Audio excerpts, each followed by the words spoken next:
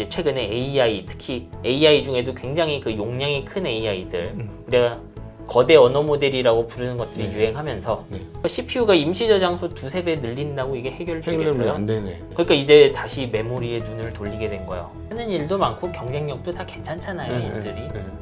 예를 들면 그래서 올해 이게 패키징으로 하여튼 제품 하나가 나오고 모바일도 뭐 내년까지도 GAA로 진짜 AP 나오고 하면은 좀 그러면 괜찮다고 생각해요, 사실. 네네. 제품이 나오면 되는 거죠. 네네.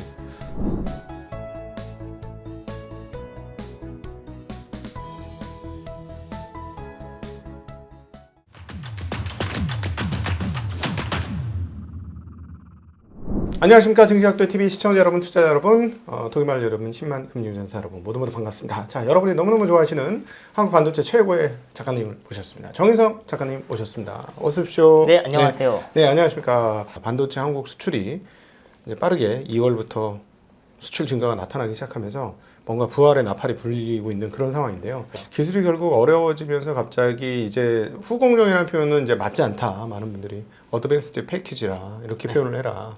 무슨 후공정이냐? 그거는 이제 전공정이 대단할 때 후공정을 좀 오사트 업체라든가 뭐 이런 정도로 넘길 때 단어가 후공정이지. 근데 뭐 저희는 뭐 어차피 전공정, 후공정 모르는데 일반인들은 그냥 전공정이고 후공정 해도 되는데 어쨌든 굉장히 발끈하세요. 지금 요즘에 후공정이 이렇게 중요해진 이유를 한번 설명하고 이제 제일 큰 문제는 지금까지 우리가 반도체 혹은 이 앞에 있는 컴퓨터, 뭐 스마트폰의 성능을 향상시켜준 전공정이 너무 힘들어서 그래요. 네. 지금까지 우리가 어떤 반도체를 만들면 전공정의 힘이 정말 강했어요. 우리가 보는 CPU나 GPU, 뭐 AI 어떤 칩이 됐건 기능을 높이려면 어떻게 하면 돼요? 첫 번째로는 동일한 사이즈 안에 더 많은 소자, 트랜지스터를 집어넣으면 돼요. 네. 트랜지스터 1억 개 들어가던 곳에 10억 개 들어가면 메모리 용량을 10배로 늘고 네. CPU의 코어 개수 10배 느니까 최대 성능 10배로 늘어나고 이런 시대였던 거죠. 근데 이제 그런 게 점점 힘들어져요. 잘 보시면 우리가 EUV 얘기하잖아요. 네. 지난 한 19년, 20년부터 EUV에 대한 얘기를 하기 시작했는데 여기 노광기죠, 그게. 네. 근데 노광이라는 기술이 그전에는 없었나요? 있었죠, 있었죠. 그전에도. 근데 왜 갑자기 이게 확 떴느냐? 만들기가 힘들고 정작 만들어도 이걸로 본전 뽑는 게 힘들어서 그래요. 그러니까 일단 확보해야 칩을 만들 수 있는데 또 뜬금없이 작은 회사가 이거 하나 가져가 봤자 쓸모가 없죠. 네. 이건 달리 말하면 우리가 비용으로 보인다는 거예요. 칩의 가격으로 보이는 거예요, 우리한텐. 지금까지는 1년 뒤에 사면은 그냥 한 1.5배 빠른 칩을 같은 가격에 샀다고 하면 이제 내년에 사는 칩 한 20%나 빠를까? 요렇게 변해가는 거죠. 네. 그게 우리가 겪고 있는 문제점이에요. 그냥 많은 생각들을 하게 되죠, 사람들이. 근데 우린 이제 시장에서는 우리 같은 사람들은 더 좋은 칩을 원하잖아요. 그렇죠. 정확하게 더 좋은 제품을 원할 뿐이죠. 그 안에 들어간 단일 칩이 얼마나 빠른지는 솔직히 궁금하지 않아요. 네. 뭐 이거 투자하시니까 여기 들어간 AP 궁금한 거지. 정말로 궁금하신가요, 사용할 때? 뭐 그냥 잘만 안 꺼지고 잘만 돌아가면 되죠. 네, 뭐 AI 되냐 뭐 이런 질문밖에 없잖아요. 네. 그러니까 이제 지금까지 잘 되어 왔던 전공정이 안 되니까 어떻게든 더 나은 칩을 만들어 보려고 노력을 했다. 그렇게 해서 떠오르기 시작한 게 후공정이에요. 네. 그러면서 후공정도 변화하기 시작해요. 우리가 지금까지 후공정이라고 하면 그 몰드를 채워서 이제 까만 거 안에 넣어서 다리 달아주거나 그런 거였는데 예. 이제는 칩과 칩을 연결하는 그리고 그 연결 과정에서 기존의 전공정에서 썼던 많은 기술들을 쓰기 시작해요. 사실상 옛날 조금 지난 거지만 반도체 제조하던 기술이 뭐 노광이나 이런 것도 들여와서 그걸 통해서 칩과 칩을 연결하려고 하는 거예요. 네. 왜 그런 식의 연결을 해야 되느냐? 말씀드렸듯이 전공정이 비싸잖아요. 네. 그러니까 전공정 안에서도 우리가 이렇게 큰 칩이 하나 있으면 모두가 노광의 혜택을 동등하게 누리지는 않아요. 네. 노광을 좋은 걸 쓰면은 확 줄어드는 영역이 있고 잘 줄어들지 않는 영역들이 있어요. 네. 그러니까 줄어들지 않는 영역을 빼서 옛날 공장에서 만들고 네. 그리고 잘 줄어들고 자주 사용하는 것들 예를 들어 CPU의 연산부, GPU 연산부 이런 걸 첨단 공정으로 만든 다음에 네. 합치자 이런 식으로 가는 거예요. 네. 이런 것이 이제 후공정이 떠오르는 이유죠. 이거랑은 조금 다른 이유지만 비슷한 맥락으로 네. HBM이란 것도 후공정을 강력하게 사용하고 있죠. 네. HBM의 후공정에 대해서 조금 설명을 해주시면 좋겠어요. 저희가 이제 여러 가지 이야기를 했고, 뭐 인터포서 뭐 이런 단어들도 등등 쓰면서 얘기는 했지만, 정확한 구조에 대해서 잘 모릅니다. 그러니까 그 지금 우리가 하이닉스가 만드는 HBM을 반재 조립 상태에서 가서 네. TSMC에서 코엑스 공정으로 간다 이렇게 말로만 알거든요. 네. 그러니까 좀 설명을 해주시면 도움이 많이 될 것 같아요. 뭐가 문제인지부터 얘기를 해봐야겠죠. 예. 앞에 말씀드린 전 공정의 문제는요, 사실 2000년 초반 중반부터 모두가 느끼고 있었어요. 그게 점점 힘들어져요. 쉽게 말하면 우리가 미세화 얘기를 했는데 네. 사실은 미세화의 혜택은 두 가지가 있어요. 하나는 밀도가 높아진다. 둘째는 소자의 크기가 줄었으니까 먹는 밥이 줄어든다는 거예요. 그러니까 크기도 줄었는데 먹는 밥도 줄어드니까 좋잖아요. 그러면 그 줄어든 먹는 밥을 어디에 썼었냐 하면 과거 2000년대에는 메모리 자체의 동작 속도를 높이는 데도 썼어요. 전력을 그쪽으로 넘겼다는 거죠. 예, 그러니까 용량은 2배로 늘었는데 전력은 조금 덜 쓰면서 D램의 속도도 빨라지는 거예요. 예. 되게 좋은 시대잖아요. 그러다 보니까 한 2000년대 초반 중반이 되니까 이거 한계에 오기 시작해요. 더 이상 그 D램 속도가 안 올라가죠. 그래서 새로운 규격들이 나오는데 그게 우리가 아는 DDR2, 3, 4 이런 것들이에요. 네네.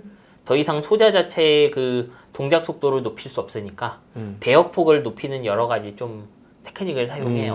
그러니까 차선을 여러 개 만든다는 예. 거죠. 자동차 속도가 한계가 있으니까. 예, 더 이상 자동차 속도 높일 수 없으니까 한 차선 안에 차를 좀 더 넣는 여러 가지 방법들을 떠올리기 시작하죠. 아, 이 결국은 들어보니까 폰 노이만 구조가 한계에 이른 거네요. 뭐 폰노이망 구조 자체 문제고 정확하게 우리가 네. 폰노이망 구조에서 성능을 공짜로 높여주던 친구들 미세화잖아요. 폰노이망 구조란 건 그냥 컴퓨터랑 메모리 있으면 둘이 연결해서 쓴다는 건데 네. 정확하게 연산부와 메모리. 예. 근데 얘네 둘이 성능이 안 빨라지니까 소프트웨어가 안 빨라지더라. 이런 문제가 발생하는 거죠. 지금 말씀하신 건 메모리가 안 늘어난다는 속도가 더 느리게 올라온다는 얘기 아니신가요? 그렇죠. 그게 그 메모리 월 이런 표현을 쓰는데 네. 그래도 CPU는 2000년대부터 지금까지 한 10배 정도 빨라진 걸로 기억해요, 제가. 예. 근데 메모리는 속도를 놓고 보면 한 2배 정도밖에 안 빨라졌어요. 왜 그럴까요? 궁금합니다. 그 메모리라는 녀석을 우리가 D램을 만든 거잖아요. D램은 왜 그런 지금의 캐패시터 구조를 가졌냐 하면 네. 기존에 쓰던 그 SRAM이란 것보다 밀도가 높아서 쓴 거예요. 그러니까 얘는 어떤 물리적인 구조가 있어요. 전화가 들어가는 컵이 있고 네. 거기에 그 문을 열었다 닫았다 하면서 1과 0을 막 확인하는 구조인데 네. 이 선택한 구조 때문에 속도가 안 올라가는 거예요. 어. 그러니까 우리가 D램이라는 기술을 선택했을 때 80년대에 네네. 이런 일이 닥칠 거는 정해져 있었던 거예요. 그러니까 왜냐하면 CPU는 그럼에도 불구하고 밀도가 훨씬 중요했던 거예요, D램에. 네네. 왜냐하면 CPU 회사는 이 D램 속도가 느린 걸 좀 해결할 방법이 있거든요. 네. 그 SRAM이라는 임시 저장소예요, 이게. 그래서 D램의 속도가 안 따라오니까 CPU 회사들이 이제 D램을 쓰잖아요, CPU는. 네네. 자기들이 좀 문제 해결을 한 거예요, 그 안에서. 아, D램 속도가 안 빠르네. 어떡하지? 그럼 D램에서 자주 쓰는 것만 CPU 옆에 갖다 놓고 네. 잽싸게 쓰다가 그 CPU 안에 안 갖고 온 거는 D램에서 불러야지. 이런 식으로 사용하는 거죠. 아까 SRAM에 갖다 놨다는 예. 거죠? D램에 갖다 놓은 게 아니라. 네, SRAM은 보통 CPU랑 같이 있어요. 네네네. 네, CPU의 일부죠, 정확하게. CPU 안에도 자기 임시 저장소가 있고 그 임시 저장소에 그 느린 D램 빠르지만 느리죠, 하여튼. 네. 그 녀석을 갖다 놓고 쓴 거예요. 그게 가능했던 이유는 CPU는 그 메모리 안에 1기가짜리 프로그램이 있어도 1기가를 그 균일하게 쓰지 않아요. 네. 그 1기가 용량 중에 한 뭐 몇백 메가, 몇십 메가만 집중적으로 접근을 하게 돼 있어요, 프로그램이. 네. 그러면 그 정도만 제 CPU에 갖다 놓으면 성능 차이가 별로 안 나는 거잖아요. 그런 식으로 진화를 해온 거죠, 지금까지. 그러면 D램을 올리면 이 문제가 해결될 수도 있다는 얘기처럼 들리네요. D램 속도가 빨라지면 당연히 이 문제가 좀 많이 해결되죠. 그 인텔의 최근 CPU 사파이어 라피즈도 보면요. 네. HBM 쓰는 버전이 있죠. 그 녀석은 그 데이터 많이 필요한 거에서는 그냥 동일한 사파이어 라피즈보다 한 20 몇 % 빨라요, 실제로. 네. 그러니까 메모리만 바꿔도 CPU가 최대 성능이 20% 올라갈 수 있는 거예요. 결국은 메모리 적체가 CPU나 GPU 등 연산 네. AP라고 그래야 되나? 연산 예. 칩들의 성능을 갈아막고 있다. 예, 꽤 가로막았죠. 그래도 CPU 입장에서 이거 좀 해결 가능했는데 이제 최근에 AI, 특히 AI 중에도 굉장히 그 용량이 큰 AI들 우리가 거대 언어 모델이라고 부르는 것들이 네. 유행하면서 네. 이제 그런 걸로 감당 안 되는 레벨이 오는 거예요. 예를 들면 우리를 놀라게 했던 챗GPT 네. 이거 용량이 얼마냐 하면 패러미터가 1750억 개. 네. 그러니까 한번 메모리 용량으로 따지면 340기가에서 680기가. 근데 이 용량이 얼마나 거냐 하면 CPU의 임시 저장소는요. 끼케바 몇백 메가 정도밖에 안 돼요. 그러니까 챗GPT란 녀석에 0.1% 정도밖에 갖다 넣을 수 없는 거예요. CPU 안에다가. 예. 그리고 이 GPT 구조는 어떠냐면 제가 답변 하나 다 하려면 그 1750억 개의 그 인공지능 그 하나하나 뭐 세포 같은 것들 있죠. 네네. 그걸 다 읽어내야 되는 거잖아. 전부 한 번씩 다 거쳐가야 돼요. 예. 그 CPU가 임시 저장소 두세 배 늘린다고 이게 해결되면 해결되겠어요? 안 되네. 이게 해결이 안 되는 네네. 거잖아요. 이제. 10배 이상 키워도 만만치 않네. 그러니까 이제 다시 메모리에 눈을 돌리게 된 거예요. 네. 어떻게 좀 해봐 이거죠 이제. 임시 저장소 한 2배? 좀 뭐 웨이퍼가 아깝지만 만들 수 있죠. 근데 한 1000배 늘릴 수 있어요? 안 되죠. 양산이 안 되잖아요. 그거는. 그래서 그 SRAM을 늘리는 게 얼마나 힘드냐 하면 최근에 뭐 웨이퍼 한 장에 이렇게 GPU 같은 거 이제 인공지능 칩이라고 웨이퍼 한 장만한 칩을 만드는 회사가 있어요. 세레브라스라고. 네. 근데 그 SRAM 용량 다 합치면 80기가 정도밖에 안 돼요. 한 장 다 해. 그러니까 이렇게 30cm, 지름 30cm 30cm 지름 안에 있는 메모리 용량이 300mm 웨이퍼. 예. 그 HBM 스택 몇 개 정도밖에 안 되는 거예요. 아. 이게 지금 메모리가 핫해지는 원인인 거예요. 그러면 GPU나 CPU 성능 향상처럼 D램 성능 향상을 더 시키면 될 거 아닙니까? 어떤 식으로든지. 그게 HBM이죠. 에? 맞아요. HBM 그냥 붙인 거일 뿐이잖아요. 그게 핵심인 거예요. 이게 예를 들면 말씀드렸듯이 DDR 메모리가 자기 차선을 유지한 채 성능 높이는 게 힘들어진 거잖아요. 미세화가 미세화로 그 절약이 잘 안 되니까. 아, 미세화로 더 이상 절약이 안 돼요? D램이? 조금씩 되죠. D램의 속도를 뭐 2년 뒤에 동일한 차선 개수를 2배로 빠르게 할 수는 없는 거예요. 우리가 D램 칩을 하나 만들면요. 얘가 데이터 나가는 차선의 개수가 있고 그렇죠. 차선의 최대 속도가 있어요. 그러겠죠. 당연히. 그게 우리가 생각하는 D램의 속도인 거죠. 그럼 과거에 2000년대까지 우리가 D램 성능을 어떻게 높였냐 하면 차선 한 8개 정도 두고 칩 하나예요. 칩 하나 차선 8개 놓고 차선의 최대 속도를 계속 높인 거예요. 제한 속도 높이듯이 고속도로에서. 예. 근데 우리 자동차의 최대 속도를 높이면 연비가 떨어지죠, 실제로. 그렇죠. 아, 120km 넘으면 연비 팍팍 떨어집니다. 예. 네. 속도가 2배 되면 연비는 2배 넘게 떨어져요. 아, 전기 사용량이 엄청 는다는 예, 말씀이시죠? 얘도 똑같아요. D램도 그래요. 지금도 D램 중에 좋은 거 집으면 속도 2~3배 늘 수 있는데 이제 활활 불타는 칩이 되겠죠. 아, 현실적으로 쓸 수 없는 속도가 되는 거예요. 그래서 어떤 선택을 했느냐? 차선을 늘려보자요. 차선을 넣으면 그걸 우리가 일컬어 I/O 개수를 늘린다. 그 네, 얘기죠? 그게 I/O죠. 인풋 아웃풋 개수고 그런 칩의 대표 주자가 GDDR이에요. 네. 그 우리 일반적인 게이밍 카드나 네. 추론 카드에 사용하는 그 GDDR이라고 부르죠. 네네. 그래픽 DDR 메모리가 그런 녀석이에요. 차선이 아마 32개인가 있을 거예요. 네. 그렇게 32개의 차선을 쓰면요. 예를 들면 8차선인 녀석은 속도 4배여야 동일한 대역폭이 나오죠. 네. 그러면 32차선인 애는 4분의 1 속도로도 동일한 대역폭이 나오죠. 그리고 전기는 적겠어요, 그러면. 왜냐하면 8차선에서 4배 속도로 그렇지. 가면 연비는 완전히 뭐 박살이 나는 거죠. 네. 그러니까 조금 차선당 속도는 느리지만 그래도 차선 개수를 늘리면은 동일한 속도에서 전기를 덜 쓰겠구나. 그게 네. GDDR인 거죠. 네. 근데 이제 그걸로도 감당 안 되는 물건들이 나오기 시작한 거죠. 아, 자 그러면 여기서 잠시 그러면 CXL은 뭡니까? CXL도 지금 이렇게 삼성에서 설명한 내용 보면 딱 말씀하신 그 컨셉이에요. 근데 붙여놓은 건 CPU밖에 없는 것 같긴 한데 어쨌든 속도가 빨라지고 차선도 넓어진 거 아닌가? 이렇게 꼽는 모양새도 좀 다른 거 보니까. 아 근데 CXL은 어떤 느낌이냐면요. 네. 이 메모리가 가지고 있는 뭐 세 가지 미덕 이렇게 불러야 될까? 하나는 용량, 속도, 네. 뭐 그리고 뭐 전성비 이런 게 네네. 있겠죠. 전기들 먹는 거. 근데 CXL은 어디를 노리는 녀석이냐 하면요, 실제로는 용량이 크게 필요한데 접근하는 그 데이터 양은 적은 경우에 좀 더 유리한 녀석이에요. 엥? 무슨 말인지 잘 모르겠네.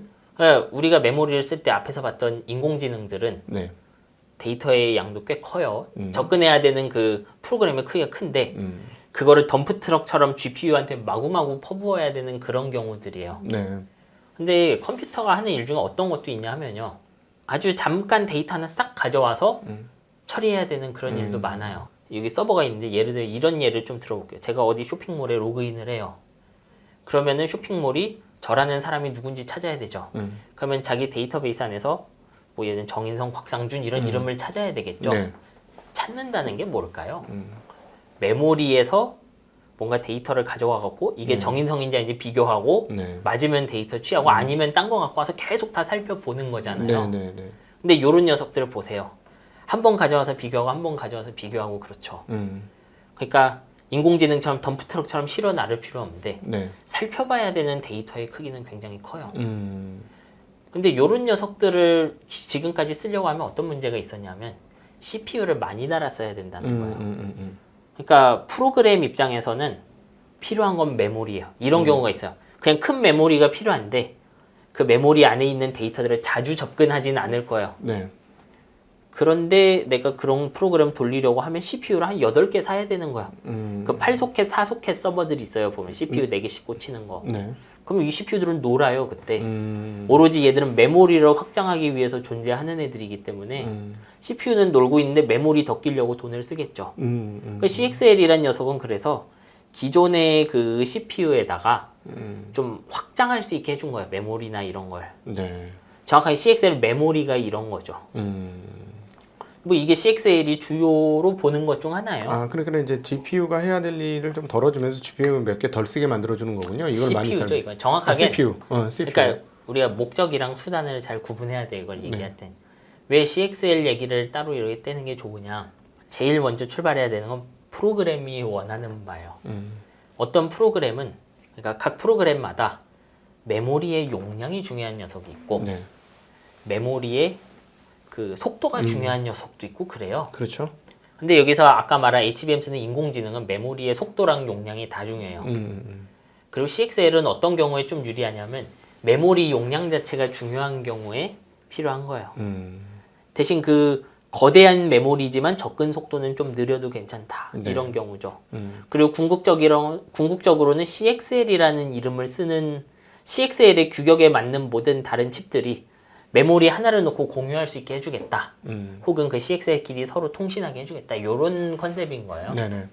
정확하게는 다 같이 나눠 쓰자라는 컨셉에서 어떤 언어를 만든 게 CXL일 뿐이고 지금 당장 CXL로 쓸만한 녀석 고민해보면 메모리 정도밖에 안 떠오르는 거에 가까워요.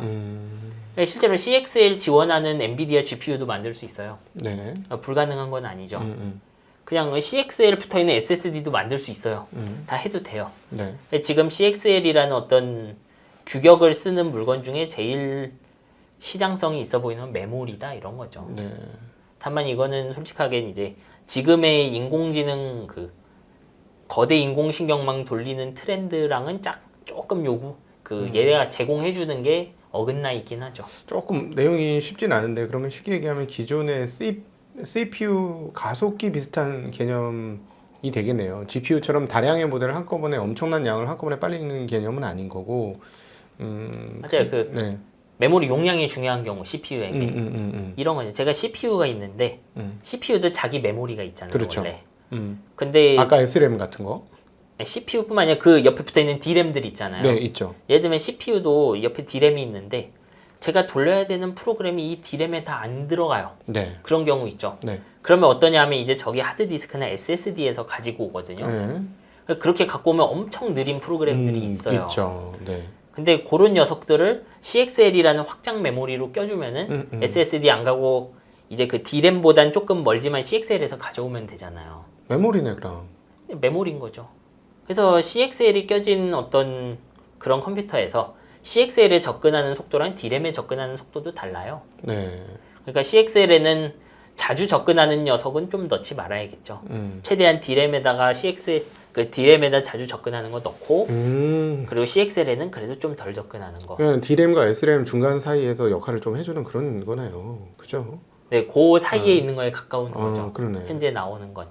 그러네. 여기서 한 발 더 가면 이제 요 CXL이란 메모리를 CPU만 아니라 뭐 다른 애들도 공유하게 해줄게 이런 컨셉이 있는 거고요. 네, 무슨 말인지 알겠습니다. 그럼 혹시 이거를 적층해가지고 HBM처럼 만드는 건 안 돼요? 만들어도 되죠. 안 될 건 없어요. 정확하게는 CXL은 요 뭐 박스처럼 생긴 기계 안에 네. D램이 잔뜩 꽂혀 있을 뿐이에요. 그래요? 그 D램이랑 컨트롤러 하나 붙어 있겠죠. 그러면 HBM하고 똑같네 컨셉이.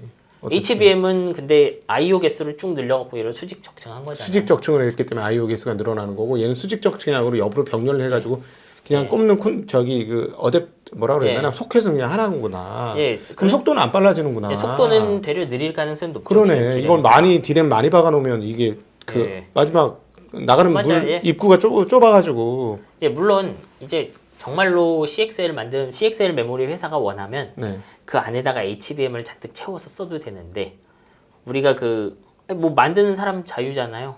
CXL 메모리 익스팬더 해놨는데 그 박스 안에 HBM이 들어있건 뭐 디램이 들어있건 삼성전자 디램 들어있건 그게 중요하겠어요? 꽂으면 돌아가는 게 중요한 거지. 근데 꼽는 게 예. 차이가 있으니까 HBM만큼의 어떤 그렇죠. I/O 확장이 안 되는 거잖아요. 예, 그게 입구가 안 되죠. 좁아버리니까. 예, 애초부터 애초부터. CPU가 사파이어 라피즈나 이런 다이 보면 그 CXL 데이터 폭이 보이잖아요. 그러니까. 그러니까 그 안에 HBM을 넣어도 의미가 없는 것 뿐이죠, 지금. 왜냐하면 HBM이 내부에서 엄청 빨라도 그 메모리 익스팬더 박스를 나가는 네. 속도가 느리잖아요. 네네네. 그 소용이 없는 거예요. 그러니까 지금 그러니까 여기서 기술적으로 한 번 더 여쭤보면 HBM이 그렇게 I/O가 높은 거는 쉽게 얘기하면은 HBM 1층 바닥에 네. 전극이 네. 엄청 많은 거죠. 네, 이렇게 설명하는 게 좋죠. 네. CPU랑 연산칩은 공장이에요. 네. 메모리는 창고죠. 그리고 창고와 공장은 도로로 연결되죠. 네.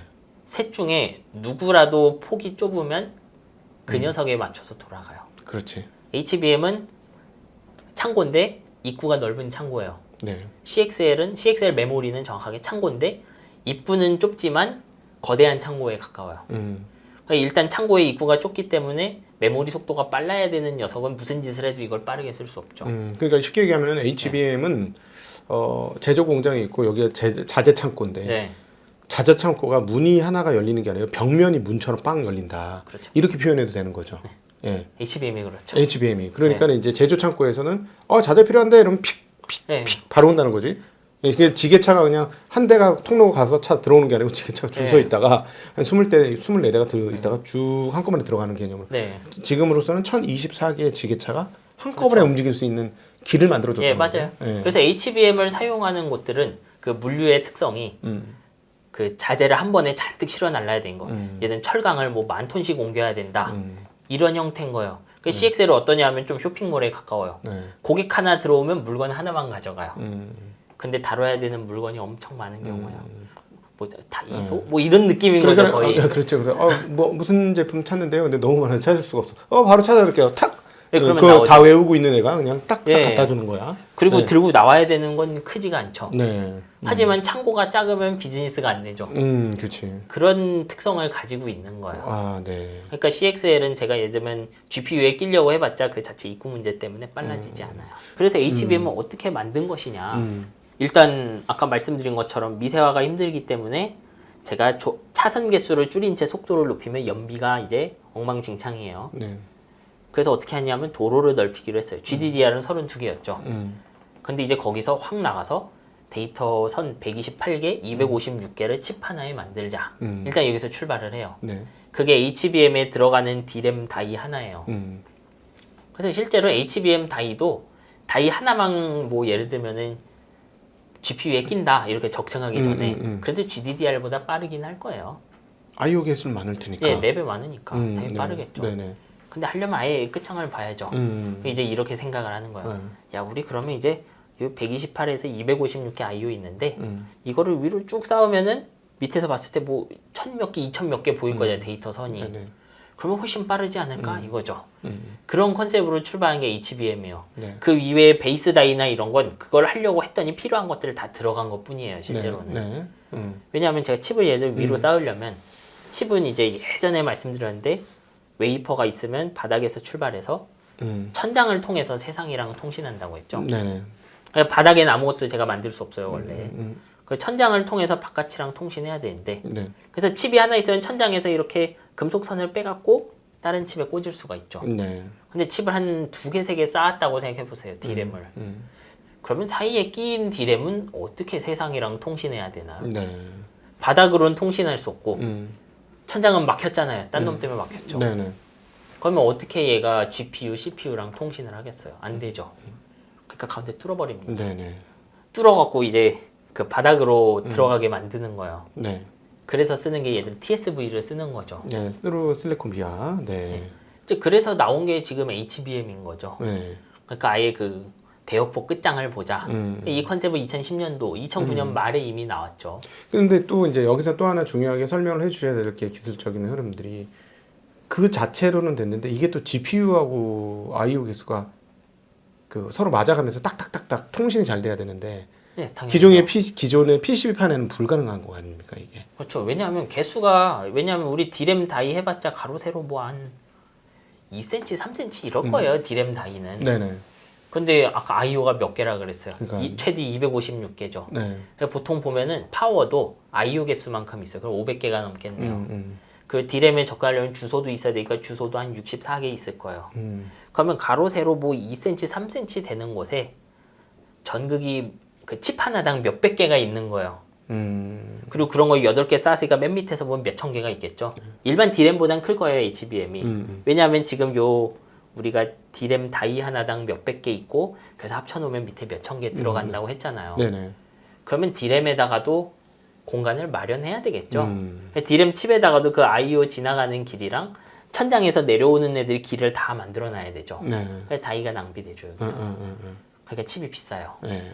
칩 자체도 크기가 커져서 비싼데 거기다가 우리가 몇백 개씩 구멍 뚫은 거를 이렇게 쭉 연결하고 그 다음 맨 밑바닥에는 몇천 개 구멍을 뚫어갖고 연결해야 되니까 그러니까.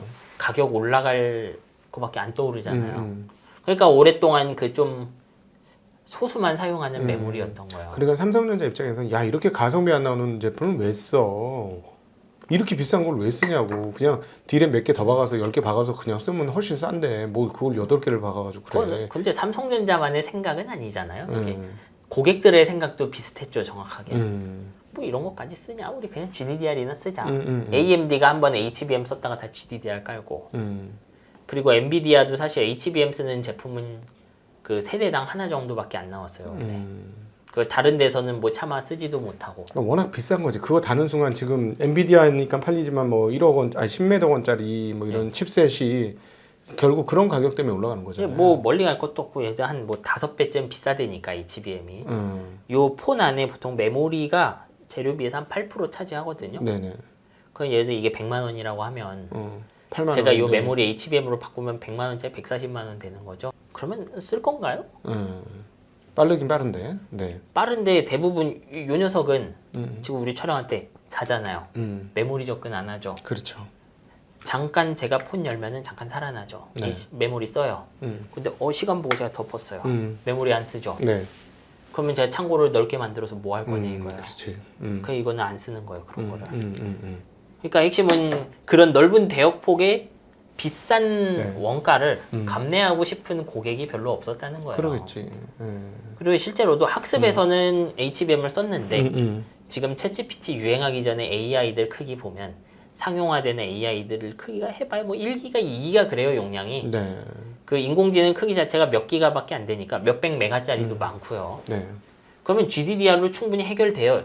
추론할 때. 대답을 얻을 때는 GDDR로 그냥 해결이 돼버리죠. 그러면 쓸 이유가 없잖아요. 그렇죠. 그렇죠. 그러니까 응용처가 없는 거죠, 이 경우. 그러니까 이 경우에는 그 GPU 회사도 그렇고 네. 메모리 회사도 그렇고 HBM에 너무 무게를 안 두는 게 정상이에요. 왜냐하면 HBM 만들어 놔봤자 쓰는 사람 없으면 이건 진짜로 그 불량 재고예요. 낭비 중에 낭비고 쓸 사람이 아예 없는 재고가 된 거. D램 같은 경우는 시간이 지나면 팔릴 수도 있잖아요. 1, 2년 지나서도. 왜냐하면요, 그 GDDR도요, 사실 얘는 납땜으로 GPU랑 연결하는 거잖아요. 그래서 같은 GDDR5, 6면 사실 납땜하면 돼요. 근데 HBM을 연결할 때 제가 말했죠, 칩 하나에 결국 다리가 몇천 개 나가잖아요. 그거 납땜으로 되는 걸까요, 이게? 그 기존의 그 PCB 기판하는 회사가 그거 납땜할 수 있을까요? 못하지. 네, 그래서 HBM은 사용하려면 제 제품에 끼려면 파운드리로 가야 돼요. 그러니까 그 완제품이 안 되는 거지. 네. HBM 자체는 완제품으로 만들었지만 완제품으로 쓸 수 없다. 아무데나 네. 끼워서 쓰는 기존의 디램 개념으로. 그러니까 우리가 어떤 이 HBM 같이 연결하는 다리가 많은 녀석을 만들려고 하면 밀도가 높아야 되죠. 그 선들의 밀도가 높아야 돼요. 근데 그런 가느다란 선을 밀도 높게 만드는 기술을 이미 인류가 알죠. 그게 반도체 제조 기술이잖아요, 기본적으로. 수십억 개 소자를 요 안에 집어넣는 그런 거죠. 네. 그래서 그 기술의 일부분을 써야 되는 거예요. 둘이 연결하기 위해서도. 네. 그래서 그 어드밴스드 패키징은 많이 다르다라는 얘기를 하는 거예요. 아니 저는 그래서 자꾸 그 얘기를 들으니까 이 일반인 시각으로 막 헷갈려. 그럼 다이 밑에 다이 하나 더 쓰는 거야? 뭐 그런 생각이 드는 거야. 그걸 그렇게 연결시켜 좀 자유롭게 전자가 오가는 건가요? 네, 그게 정확하게는. 어. 그래서 HBM이랑 GPU를 연결하려면 이런 식으로 하는 거예요. 제가 그냥 그 몇천 개 되는 다리 중에 뭐 I/O 하면은 뭐 1000몇 개 들어갈 텐데 GPU랑 그거를 납땜으로 연결할 수가 없잖아요. 네. 그래서 이런 식으로 밑에 웨이퍼를 한 장 놓고 웨이퍼 위에 옆에다가 HBM 놓고 GPU를 놔요. 맞네. 다이 위에 다이 놓는 거네. 네.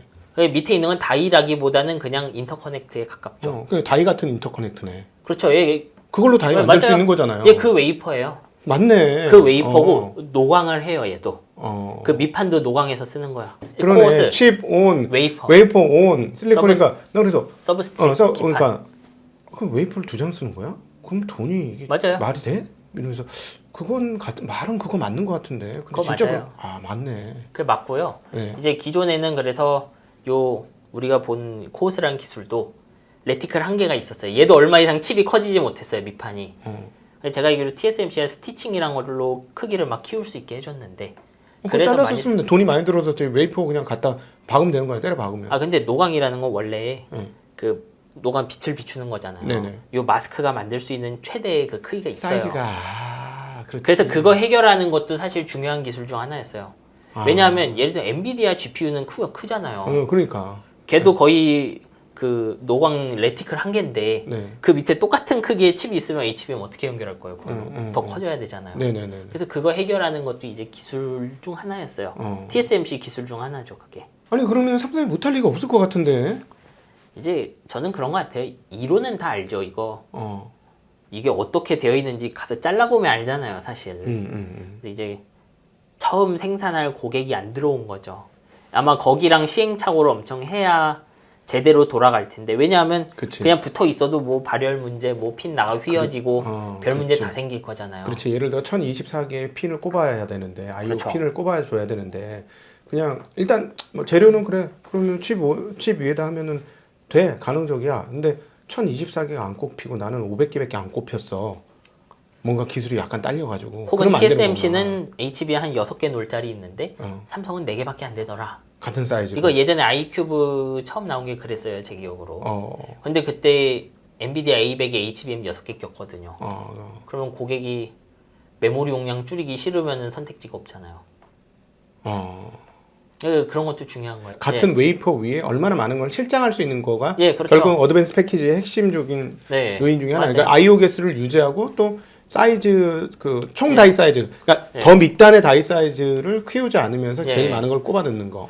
혹은 다이 사이즈를 키워달라면 키워주고 칩을 뭐 최대 뭐 5개 연결할 수 있는데 우리 7개 연결해야 되는데 이러면 못 해주잖아요. 그렇죠. 그런 것들이 쭉쭉 맞아 떨어져야 되는 거죠. 그렇구나.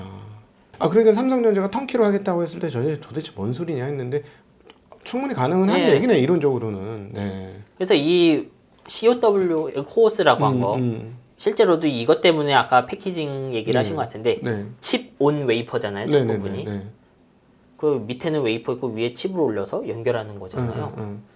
이거를 기존 패키징 회사가 할 수 있을까요?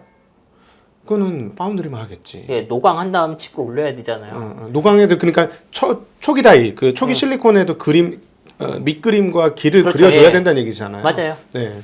그럼 어떻게 보면 좀 기술이 힘드니까 후공정이랑 전공정이 서로, 특히 후공정 쪽에 전공정이 있던 무언가를 슬슬 가지고 오는 거죠. 그러니까 후공정이 전공정화되는 과정이에요. 그렇죠? 그리고 TSMC나 예를 들어 인텔, 뭐 삼성전자도 그런데 이런 기술들도 써요. 아까 말씀하셨듯 칩온 웨이퍼인데 밑에는 웨이퍼잖아요. 반도체 재료잖아요. 원래. 그러니까. 그 밑에다가 칩을 좀 넣어볼까 이런 것들도 있어요. 그럴 수 있겠네. 그 인텔 포베로스가 그런 걸 하고 그 TSMC도 그런 솔루션이 있어요. 그러니까 요 웨이퍼로 다이만 연결하는 게 아니고 밑에 다른 기능하는 칩도 조금 넣어줄 수 있다 이런 거죠. 갑자기 되게 불안해지네요. 그러면은 삼성이 못 간 자리에 인텔이 들어갈 수도 있겠다라는 얘기네. 그 포베로스에서 그런 기술이 있다면. 근데 컨셉은 다 알죠. 컨셉은 아는데 어떻게 보면 인텔도 참 잘할 수 있었다 싶은데 지금보다 예전에 그 컨셉이 나왔을 땐 그런 것들을 하겠다고 했고 레이크필드라고 예전에 그 5개 코어짜리 칩이 있었어요. 네네네. 그 녀석 보면 좀 그런 컨셉들이 있었어요. 네네. 근데 요번에 미티어 레이크 나온 거 보면은 포베로스는 연결만 하고 있어요. 로직이 없고 밑에.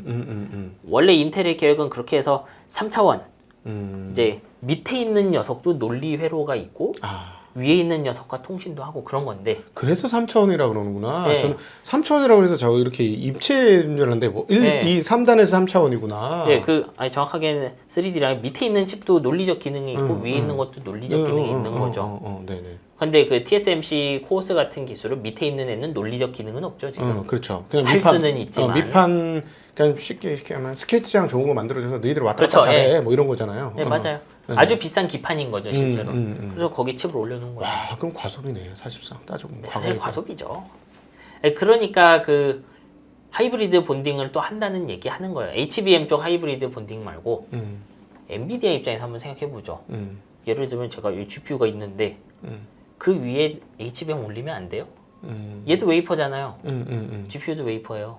해도 돼요. 아, 그렇구나. 예. CPU 위에도 올릴 수 있는 거고. 예, 다 할 수 있어요. 그거 안 될 거 없죠. 이제 물론 이론은 쉽죠. 연결시키기가 어렵죠. 아파트 위에다가 쉽게 얘기하면 상가 위에다 아파트 올리는 꼴이네. 주상복합이네 일종의. 그 GPU 위에다가 HBM 바로 실장하면 되겠네가 가능한 거예요. 네네네. 밑판에 웨이퍼로 연결할 필요 없잖아요. 더 싸지. 돼요. 안 될 이유도 없죠. 쌀지 모르겠어요. 이제 품질 문제 때문에 그게 걱정인 거겠죠. 열 처리가 안 되겠다. 열뿐만 아니라 뭐 우리가 여기서 떠들 수 있는 문제는 아닐 것 같아요. 뭐 휘어지고 뭐 열로 변하고 한쪽에 뭐 핫스팟 생기고 쿨링은 어떡하지? 틈은 뭘로 채우지? 뭐 별별 난리가 다 날 거잖아요. 그렇지. 실제로는. 네. 그러니까 아마 고민은 하고 있는데 어느 제품에서 시작하지? 이게 이 요소 기술이 완성되나 이런 고민 때문에 좀씩 가는 거겠죠. 하지만 말씀드렸듯이 이제 TSMC 입장에서도 이 지금 있는 칩온 웨이퍼 기술들 아주 많이 가져가는 건 부담스러울 수도 있는 거예요. 정말 시스템이 크면은 쓸 수도 있는데, 그렇지. 그 지금 보는 엔비디아 GPU 수준, 쉽게 말하면 GPU 위에 HBM 다 올라가는 사이즈다 얘가. 그러면 사실 필요가 없는 거예요 이론상으로는. 많이 안 늘리고 싶겠죠. LLM 모델, 네. LMN, LLM. LLM하고 LM 멀티 모달 네. 이 모든 거에 대한 근본적인 고민을 한번 해봐야 되는데. 아니 이렇게 전기를 많이 써서 이게 말이 되느냐? 저 요즘에 네. 저 많이 쓰거든요. 저기 제미나이 많이 써요. 예. 근데 얘 자꾸 헛소리를 하니까 그냥 구글에다 직접 갖다 물어봐. 그래서 뭐 하나 열어준 거, 그거 열어준 게 오히려 마음이 편해. 이건 정확한 데이터구나. 어떤 언론사나 이런 걸로 나온 거. 그래서 그렇죠. 그럼 이거는 훨씬 전기를 적게 들고 내가 얘한테 제미나이한테 시키면 전기를 엄청나게 많이 먹는 거잖아요.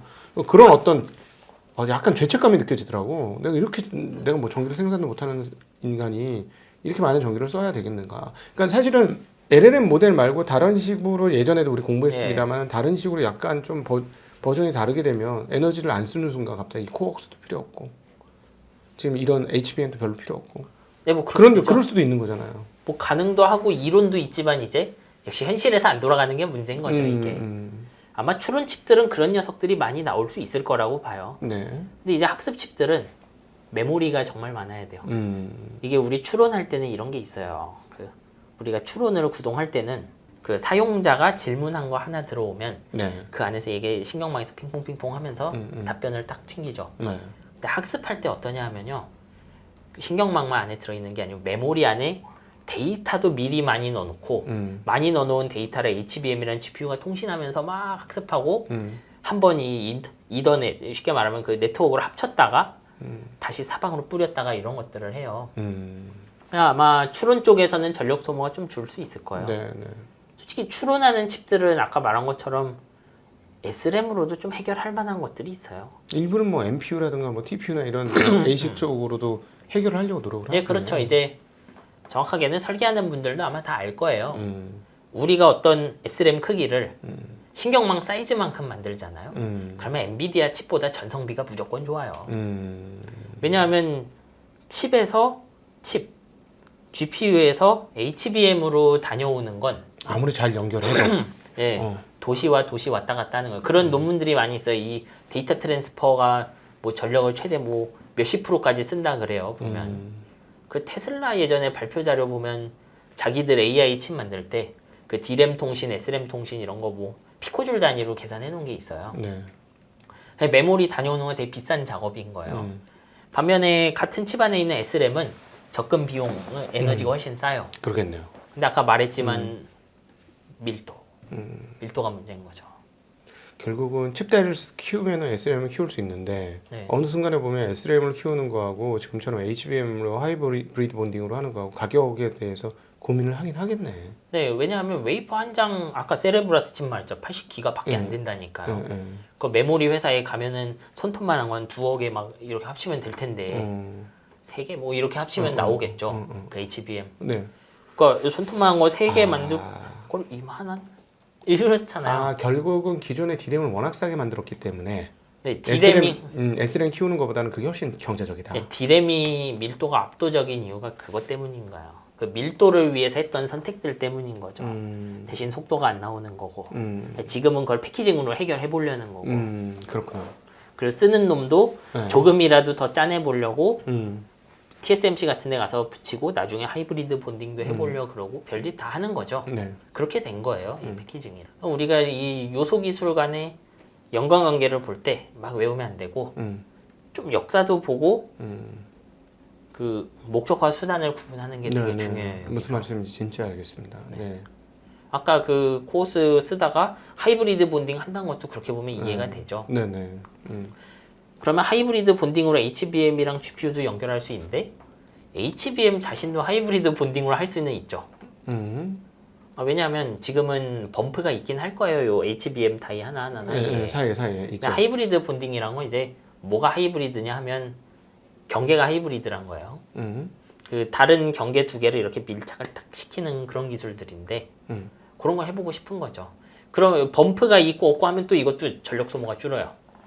없으면 더 좋겠지. 가깝잖아요, 일단. 그러니까 D램 두 개를 거의 그냥 붙여버리는 범프 없이. 그렇죠. 그러니까 쉽게 얘기하면 납땜 없이 붙여버리겠다는 말씀이시죠? 그렇죠. 네. 와 그러면 그게 되나? 그게 작동이 되려나? 그거 이미 해본 사례가 있잖아요. AMD라고. AMD 그 3D 캐시가 하이브리드 본딩이에요. 걔는 이제 그 CPU 위에다가 SRAM을 하이브리드 본딩으로 붙였어요. 아마 SRAM이니까 범프 같은 걸 쓰고 싶지 않았을 거예요. 정말 중요한 물건이거든, CPU한테. 그러겠죠. 그러니까 이미 적용된 사례가 있죠. 근데 이제 메모리에서 아니 기존에 만들었던 D램끼리 통신을 해야 되잖아요. 네, 그러니까요. 근데 그거 두 개를 그냥 붙여놓다가 통신되나? 갑자기 애 둘 낳고 쌍둥이처럼 해. 이거나 마찬가지인데. 아니 똑같죠. 이게 지금도 HBM 8개 쌓으면 이 8개가 밑에 범프로 통신하는 거잖아요. 그렇죠. 범프를 그냥 범프 없이 이렇게 딱 밀착시키겠다는 거예요. 아 위치를 조정하면 되긴 되겠구나. 사실 그게 더 달라붙는 거죠, 실제로. 그러니까 위치를 조정하면. 아니, 뭐 조정할 것도 없어요, 사실. 지금도 HBM은 위에서 보면 이렇게 차곡차곡 쌓여 있잖아요. 네, 그렇죠. 그 8개 쌓여 있으면 쌓여 있는 모습은 똑같아요. 우리 입장에선 더 달라붙은 걸로 보일 뿐이죠. 상가 10층은 네. 되게 높은데 100m인데 아파트 10층은 30m 뭐 네, 이런 지금은, 개념처럼 된 거죠. 지금은 사이마다 뭐 기계실 같은 게 있는 거죠. 범프로 차 있는 좀 원치 않는 공간들이 있는 거죠. 그거를 딱 붙이면 높이도 낮아지고 그리고 거리가 줄어드니까 저항도 줄고 무엇보다 솔더볼 요런 애들보다 그 칩에서 바로 나오는 구리가 훨씬 특성이 좋아요. 이거 사실 우리가 칩에 뭔가 범프 패드 이런 거 놨다는 것 자체가 반도체 제조 공정 끝나고 나서 이물질이지 이물질 사실. 좀 엉성한 무언가를 붙인 거잖아요. 그러니까 웨이퍼에서 만들어낸 그거보다는 이물질인 거지. 웨이퍼 그렇죠. 자체보다는. 훨씬 순수하고 좋은 물질 쓰다가 마지막에 출구 쪽에 좀 희한한 것들이 있는 거죠. 이제 그런 것도 최소화하고 싶은 거예요. 하이브리드 그럼 장비나 이런 게 장난이 아니겠네. 그래서 점점 이제 기존 패키징 회사들 따라가기 힘들어지죠, 이거. 기존에 갖고 있던 그 기술력이랑 완전히 다른 것들을 쓰기 시작하는 계속 고도화되고 이거는 이제는 뭐 UMC라든가 뭐 예를 들어서 저기 글로벌 파운드리라든가 이런 것들이 하고 싶어도 이거 잘못했다가는 실패하는 순간 거덜나니까 하지도 못하겠네. 이런 거야 뭐 미세 공정보단 쉬울 건데 네. 이제 고객 입장에서 문제인 거죠. 제가 예를 들면 하이닉스가 이 하이브리드 본딩을 하는데 요거 본딩은 뭐 UMC에 가서 한 다음 돌아와서 그 다음 그거를 또 TSMC에 가져가서 그 엔비디아 칩이랑 붙일 거냐 뭐 이런 식으로 돌리고 싶냐 문제인 거죠. 네네네. 뭐 기술력이 압도적이면 할 수도 있겠죠. 네. 근데 이런 거 잘하는 회사들은 어딜까요? 그래도 파운드리 오래 하고 칩 만드는 회사들이 잘하지 않겠어요? 그렇죠. 칩을 만들어 본 그러니까 실리콘 작업을 해본 사람이 실리콘을 잘하는 거죠. 잘 예를 알겠죠. 들면 지금은 AMD 뭐 누구랑 했는지는 모르겠는데 하이브리드 본딩 하나는 했잖아요. 네. 그러면 하이닉스가 AMD랑 같이 하면 될까요? 위로 8개 쌓는 거랑 이게 똑같은 걸까요? 이 기술이 정말? 이종이니까 좀 틀리겠죠. 종류도 다르고 음. AMD는 CPU 칩 위에다가 SRAM 다이 하나만 올리면 됐어요. 하이브리드 본딩. 근데 하이닉스, 삼성전자는 TSV 한 다음에 하이브리드 하고 나중에 하이브리드를 계속 다 해야 되죠. 아마 맨 밑에 층은 하이브리드 할 수도 있을 거예요, 빠르게. 근데 그 여러 개 하는 건 또 무슨 일이 일어날지 모르죠. 네. 사실은 그렇죠. 갈 길은 먼 거죠. 저는 그래서 여기서 우린 되게 먼 미래 예측도 하긴 하지만 네. 기술 하나 나오면 사실 MUF 같은 거 이제 저도 잘 이해하는 사람은 아니지만 네. 이 칩 휘는 거에 단점이 있잖아요. 그러니까 안 될 거라고 생각했겠죠, 많은 사람들이. 그러니까 머터리얼 하나 새로 뭐 나오고 이것저것 하니까 잘 되는 거잖아요. 그래 대세로 넘어가죠. 그러니까는 그 칩 8개에서 놓고 뭔가 이렇게 잘 고정을 하고 있는 거 아니겠습니까? 막 이물질을 뿌려가지고 이 사이에 막 틈이 들어가게 해서 탁 굳히는 건데 이 뿌리는 공정에서도 되게 정밀함이 필요할 제가 거고. 알기로 하나씩 이렇게 쌓는데 하나씩이에요? 그러니까 밑에 베이스 다이 놓고 HBM 하나 놓고 할 네. 때마다 한 번씩 들어가는 거야? 임시접 합체 같은 걸 놓고 마지막에 확 어떻게 붙인다고 알고 있어요. 아 그렇구나. 이 틈에 들어가는 물질 이런 것들이 이제 뭐 틈도 잘 메워야 되고 네. 뭐 이런 특성들이 많이 있을 거예요. 이제 기존에는 그런 물질이 없었던 거겠죠. 예전에는 이게 정말 장비나 이런 소재들이 어떻게 되느냐에 따라서 똑바로 세기 되게 힘들었을 것 같고 오히려 지금 필름 방식은 이렇게 그게 고정층 같은 게 될 거 예. 아니에요. 그러니까 그 자체로. 쌓기는 되게 이게 더 오히려 용이할 수 있을 텐데. 그렇게 선택했겠죠. 그렇죠. 이게 기술적으로 앞으로 100단까지 간다라고 보면 그거 100단 쌓기 전에 이거 다 휜다. 이걸로 쌓아야 지지대를 하나씩 쌓아야 100단 쌓는다. 그 필름 방식에 대해서 그런 결정을 했을 수도 네, 있는 그랬을 거죠. 수도 있을 것 같아요. 상식적으로 보면은. 제가 그래서 이런 거 설명할 때 너무 이 기술이 답이다 아니다 하고 싶지 않은 거예요. 음. 일어난 일은 우리가 확실히 예상은 할 수 있죠. 근데 조금 당시 연구했던 사람들의 입장으로 가보면 불확실하죠. 그럼 하나 질문. 그냥 어차피 네. 가정법이니까 삼성전자 압도적으로 높은 단수. 예를 들어 하이닉스가 12단 만들었는데 얘네는 뭐 48단 만들었어. 극단적으로 한번 예를 들면. 근데 열이 많이 나. 열 많이 나겠죠. 미친 듯이 나. GPU가 버그인가? 뭐 안 쓸까요? 그거는 말씀드렸지만 되게 고객한테 달린 거예요. 그냥 제가 구동하려고 하는 어떤 인공지능이 이것도 같은 사이즈인데 연산을 많이 할 수도 있고 아닐 수도 있죠. 네. 이제 HBM을 여기에 실장할 때 중요한 점 중 하나는 요 카드 안에 특히 추론할 때 우리가 돌리고 싶은 인공지능이 꼭 들어가냐 아니냐죠. 그래서 제가 예를 들면 카드 2개를 통해서 인공지능을 반으로 쪼개서 돌리는 효율이 안 좋아요. 네. 되도록 그 GPU 하나에 딱 들어가는 게 좋죠. 네. 근데 우리가 돌리려는 인공지능이 그 정도 용량이 필요하면 당연히 써야죠. 아닐 수도 있죠. 네. 네. 예를 들면 지금 당장 48단 나와도 안 쓸 수도 있어요. 가격만 비싸고 전성비 네. 안 나온다. 그러니까 용량이 이렇게 커봤자 어차피 GPU에 넣어갖고 그만한 인공지능 돌렸더니 어차피 GPU 연산 능력 문제 때문에 소용이 없더라 이럴 수도 있어요. 그러네요. 뭐 당연히 그렇겠죠. 네. 그러니까 이거는 시장에 딱 맞게 들어가야 되는 거죠. 항상. 지금 구동하고 싶은 AI가 뭐냐. 아니 그래도 초반에 그 처음에 A100인가요? 네. 처음에 나왔을 때보다 지금 메모리 양이 엄청나게 늘었다. 네, 40기가 버전이랑 80기가 버전이 있어요. 그러면은 그때 그래서 이제 저희 일반인들이 생각이 드는 것은 이게 발전이 메모리가 그 뭔가 캐퍼시티가 안 돼서 걔네가 못 따라와서 GPU만 많이 달고 나온 거구나. 그러니까 이제 메모리 많이 쓸 수 있으니 아예 처음부터 메모리 용량만 때려 박아 넣어주면 훨씬 가성비 좋은 그 칩셋을 만들지 않겠나요? 그렇죠. 그 시절에는 확실히 80짜리가 없어서 40기가를 쓴 감이 있어요. 저도 40짜리 써보고 80기가짜리 써봤는데 네. 이러면서. 근데 이게 예를 들면 800기가가 A100이나 지금 뭐 H100 한 장에 필요하냐? 그건 아닐 거예요. 그건 아니다. 네. 왜냐면 용량이 넘쳐도 대역폭은 똑같아요. A200 40기가랑 A200 80기가 대역폭은 2배 차이 안 나고 몇 프로 차이 안 나요? 둘이. 네네. 그러면 여기 데이터를 80기가 넣어봤자 GPU가 100% 돌고 있으면 소용없죠 이미. 네, 그렇지. HBM이 놀면 안 된다는 거지. 밸런스가 서로 맞아야 돼. GPU와 HBM의 네, 밸런스가. 정확하게 HBM은 GPU를 안 놀게 하려고 있는 거야. 네, 네. 그리고 얘는 언제 놀게 되냐 하면 HBM 안에 데이터가 없어갖고 가져와야 돼. 정확하게 저기 CPU 쪽에서 가져와야 될 때 놀고, 둘째는 HBM이 제공하는 대역폭이 부족할 때 적었을 놀아요. 때. 예. 그러니까 야 빨리 나 책 한 권 다 읽었어. 빨리 갖고 하는데 아직 안 갖고 온 네, 거야. 그렇죠. 그런 네. 경우에 놀고, 네. 한 10,000개씩 요청하는데 한 번에 2,000개밖에 안 온다 이러면 놀죠. 그리고 나는 과학 전문인데 야, 사회는 쟤한테 물어봐. CPU한테 가서 물어봐. 뭐 이런 개념인 거잖아요. 그런 놀 때는. 일들이 생기죠. 네. 야, 그럼 이 코옥스도 되게 잠정적 기술이네. 이거요? 예. 뭐 실제로 사용하려고 한 바에 쓰는 건지는 모르겠어요 이제. 원래 이 TSMC 기술 자체가 시대는 확실히 잘 본 기술이에요.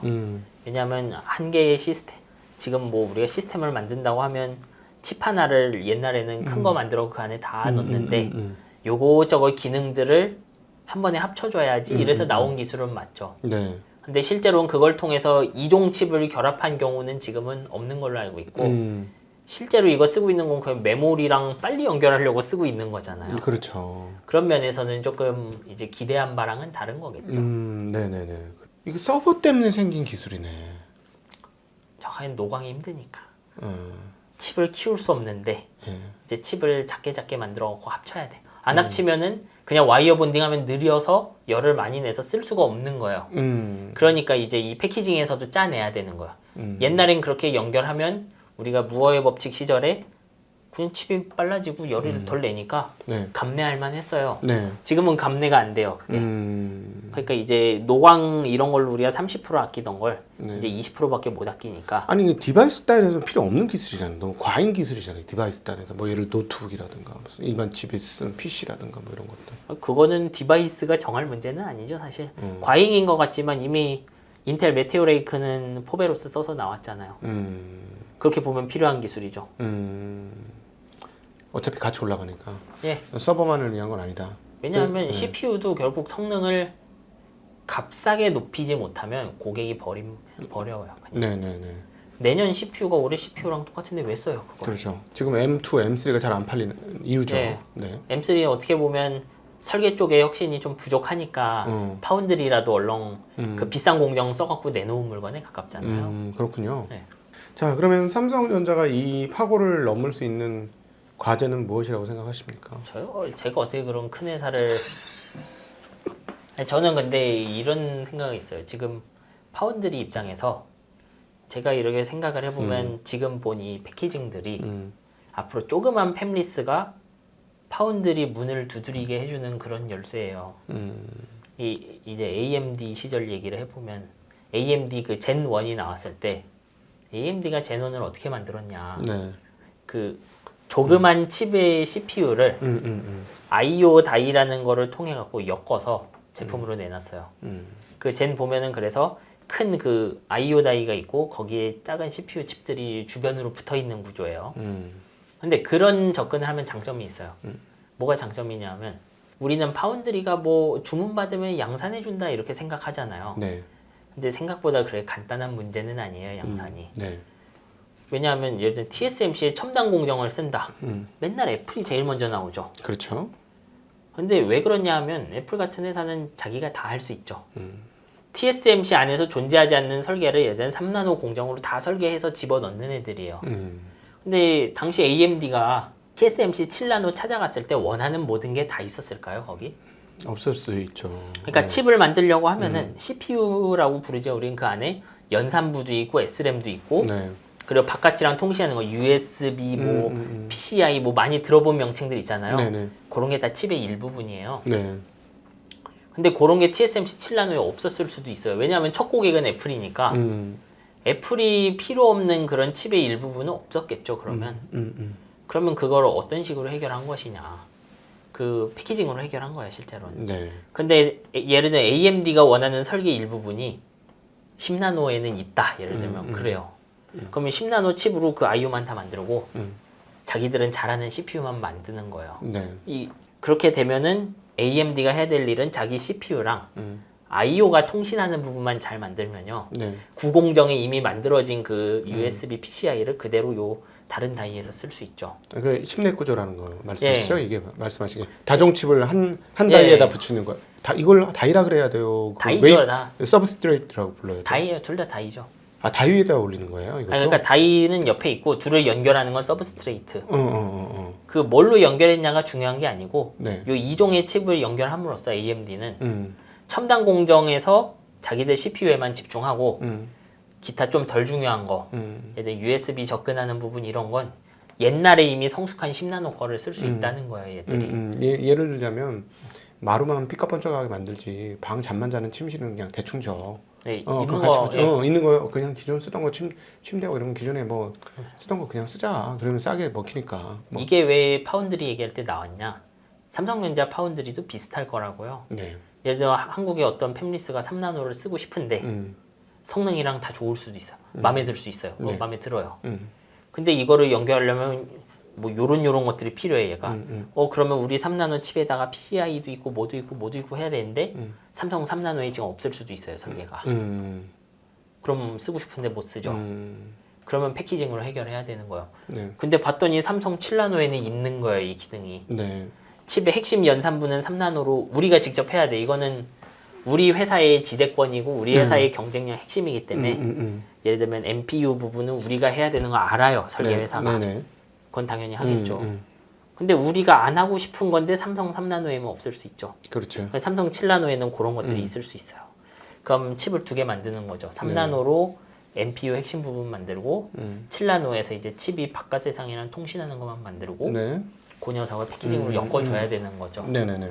그래서 이제 이걸 제 생각인데 지금부터는 이런 패키징의 완성도 자체가 좀 파운드리 문턱을 정할 수도 있다고 봐요. 특히 빠른 칩들.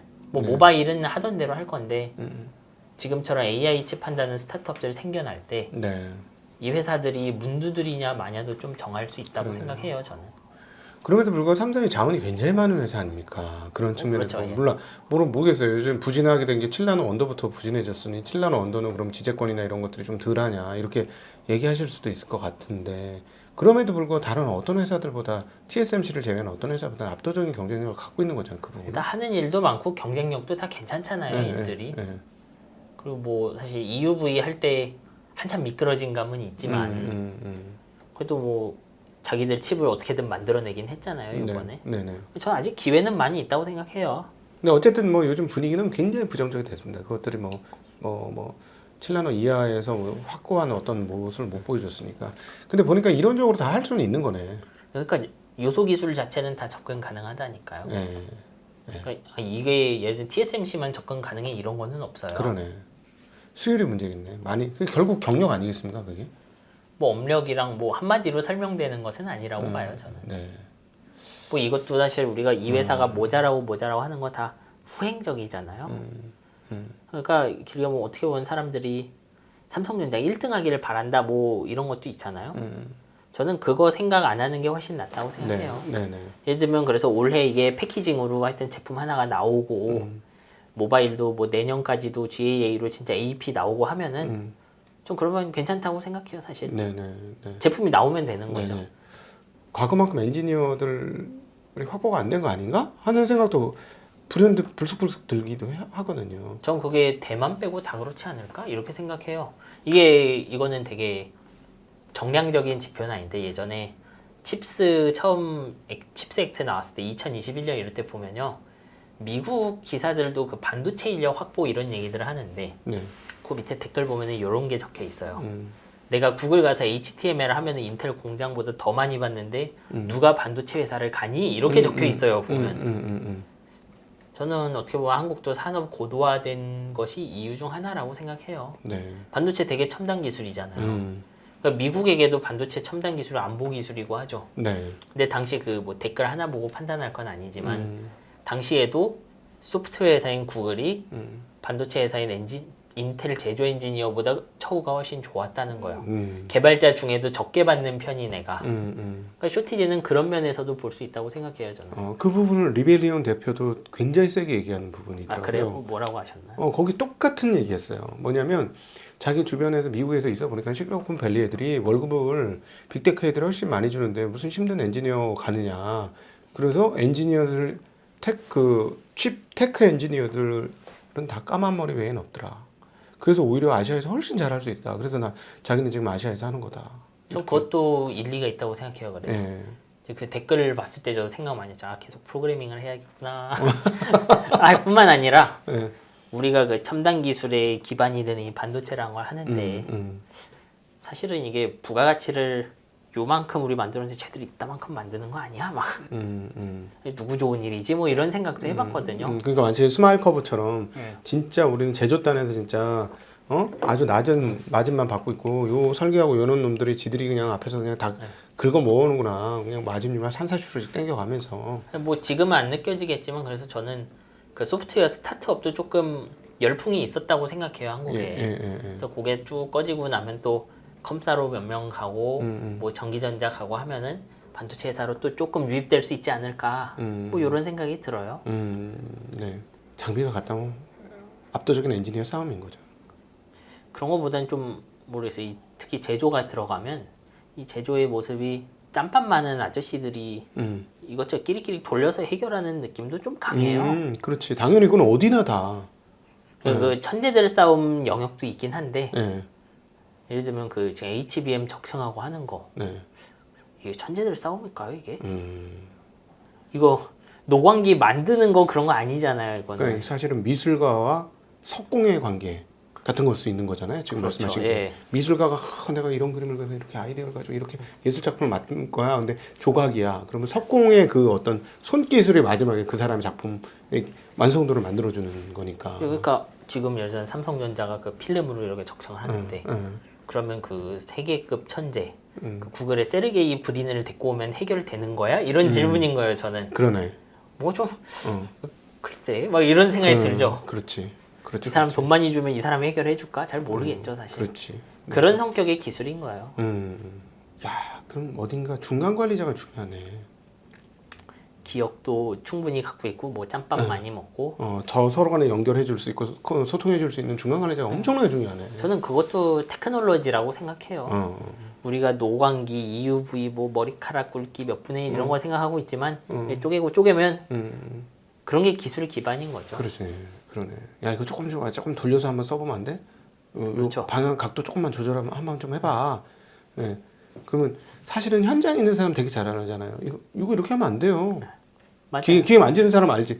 얘 이렇게 하면 특성 안 나와요. 뭐 이런 거 그죠? 그러면 그거를 어떻게든지 한번 해봐, 시도 한번 해봐라고 중간 관리자는 또 설득을 해야 되고, 우리의 지향이 여기 있으니 뭐 이런 거. 그리고 이제 통밥으로 해결되는 게 많은 거죠. 그렇지. 그 자리에서. 이것도 해보고 저것도 해보고 하다가 보니까. 네, 여러분 좀 어려우실 수도 있는데 저는 진짜 일반인 관점에서 여러분 오늘 질문을 엄청 많이 했습니다. 일반인 관점에서. 그리고 쉽게 풀어드리려고 중간중간 예를 많이 들어서 억측스러운 예도 있어요. 그러나 좀 잘 이해를 해주셨으면 좋겠고 이건 어디 가서 듣겠습니까? 이거는 정혜선 작가님 아니면 어디 가서 못 듣는 얘기고 또 어디 가서 듣겠습니까? 증시각도기 TV에 오셨으니까 듣지. 굉장히 뭐랄까 유니크한 시간이었다라고 봐주시면 좋을 것 같고요. 오늘 귀한 시간 만들어주시는 우리 반도체 제국의 미래 작가 우리 정혜성 작가님과 함께한 귀한 시간 투자 인사이트 시간 마무리하도록 하겠습니다. 다시 한번 우리 정혜성 작가님한테 감사드리고 함께해 주신 모든 시청자분들께도 감사 인사드리겠습니다. 인사드립니다. 고맙습니다. 예.